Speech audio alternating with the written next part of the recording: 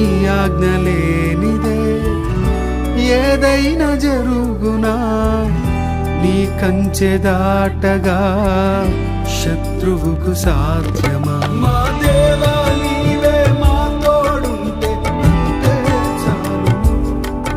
అపవాది తలచిన కీడులన్నీ వేలైపోను. మా దేవా నీవే మా తోడుంటే అంతే చాలు. అపవాది